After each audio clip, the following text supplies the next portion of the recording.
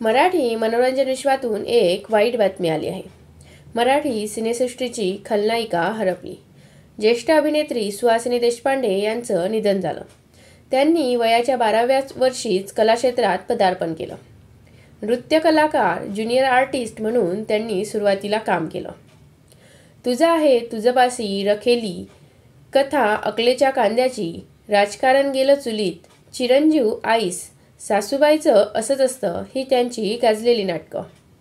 त्याचप्रमाणे माहेरची साडी, आई शपथ, पुढचं पाऊल, आम्ही दोघे राजा राणी अशा लोकप्रिय चित्रपटात त्यांनी काम केलं. मराठीसोबतच काही हिंदी चित्रपटात सुद्धा त्यांनी काम केलं.